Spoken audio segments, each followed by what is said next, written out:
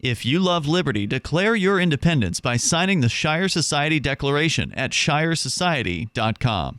And in the same sentence, I said that doesn't mean she'd be the best president. I think Gary Johnson would be the best president because he would make the best decisions in Washington. But, I think saying that someone who's been a senator for 8 years and Secretary of State for 4 years is qualified to be president, to me, that's just a statement of fact. It does stand a little bit in contrast to Mr. Trump's preparation for the office of president. And as I said earlier, Gary and I aren't really running against or trying to kill anybody. And even in the case of Mr. Trump, I've said, not without affection, that I just wish he would think of some other job he wanted, some other business besides being president of the United States. Yeah. Hi, Governor. Welcome to Keene. Great to be back. I have a practical question. I mean, I'm pretty much in favor of your immigration policy. And 99.9% of the 11 million people that have come here are hardworking. But a practical question is the 1% or the 1/10 of 1% who are criminals. I mean, that's 11,000 criminals if you do the math. So for those types of immigrants that we don't want, how would you stop that if the border is so porous? Well, I mean, that's a matter of law enforcement, and someone who's been deported 3 times has a dossier. And, if he's coming back through a tunnel, okay, then you interdict the tunnel. But immigrants as a whole don't have as high a crime rate as the rest of the American public because a lot of them live in the shadows, and they don't want to get on the police's radar screen. So, any town of 50,000 people is going to have some people who are lawbreakers in there. But I was a federal prosecutor for 7 years. I believe in vigorous enforcement of the criminal laws, even though we're starting to modify our thinking on some of the so-called status crimes, like, possessory narcotics offenses. I'm not sure those people belong in prison for 10 years.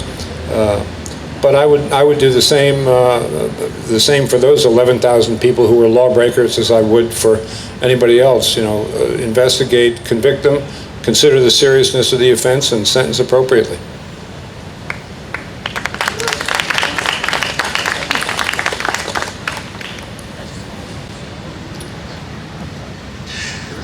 So this is a time in America that I don't think has ever been, there's been one like this before. We have, the two parties have put up their worst options. So I feel, compelled to support your campaign. The difficulty I think you face is the debates. You're being kept out. What does the Johnson-Weld campaign intend to do, or the Libertarian Party intend to do, in order to get you into some of these debates, get you on the stage there with Keene and the other gentleman? Well, the obstacle there is the Presidential Commission on Debates, which is a complete fraud. It's bought and paid for by the two parties. And the long-term solution there is to drive them out of business by seeing that they lose their tax-exempt status. They're a 501c3 tax-exempt corporation, which means they have to be non-partisan. Okay? They're not nonpartisan. They're picking the R party and the D party and excluding others. Even Bernie Sanders down the street says this 15% figure is utterly ridiculous. So, we've looked into the law. We think they really don't have a leg to stand on. We happen to know from our spies inside the commission that they don't think they have a leg to stand on. They're just running out the string as long as they can to preserve the monopoly for the R's and the D's.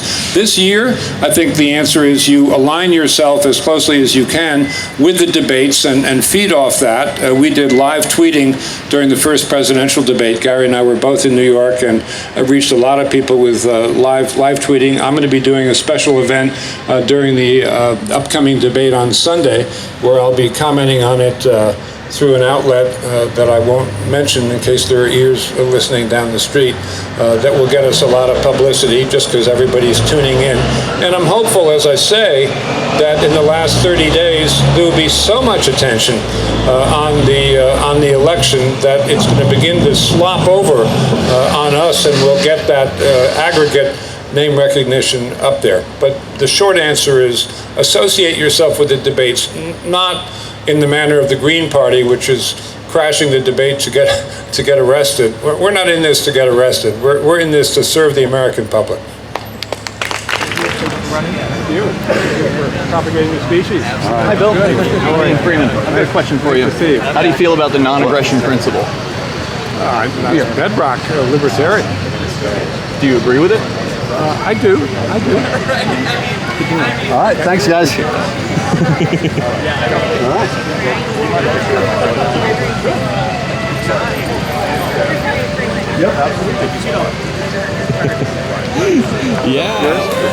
He's definitely a pure libertarian. I mean, he truly believes in the non-aggression principle. So I just asked Bill about the non-aggression principle, and he actually gave a decent answer about it. He essentially said it was a bedrock principle of the libertarians, and I said, well, do you agree with it? And he said that he did. So that's good to know.